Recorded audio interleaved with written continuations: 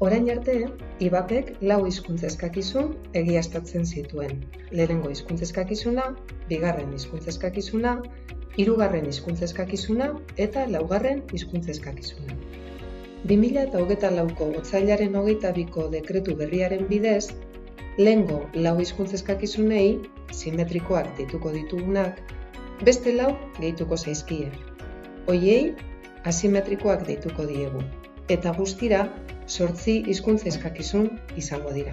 Hauexek. Orain arteko lehenengo hizkuntza eskakizuna, hemendik aurrera B1 izango da. Orain arteko bigarren hizkuntza eskakizuna, hemendik aurrera B2 izango da. Hirugarren hizkuntza eskakizuna izan dena orain arte, hemendik aurrera C1 izango da. Eta orain arteko laugarren hizkuntza eskakizuna, hemendik aurrera C2 izango da. Hizkuntza eskakizun hauek simetrikoak dira. Hori ez gain, beste 4 ezarri dira. A2 B1, B1 B2, B2 C1 eta C2 C1.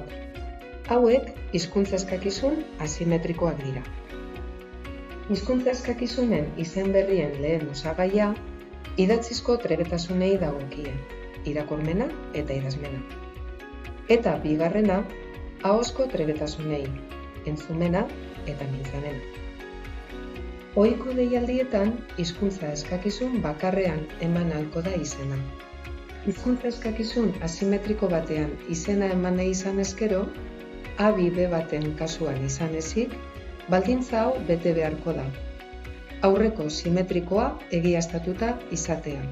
Adibidez, B1 B2 izena eman nahi baduzu, B1 B1, orain arte lehenengo hizkuntza eskakizuna, egiaztatuta izan behar duzu. Eta B2ko ahozko azterketa baino ez duzu egin behar izango.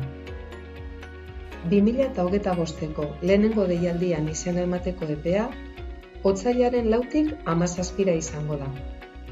Informazio gehiago aurki dezakezu www.ivap.eus web orrian.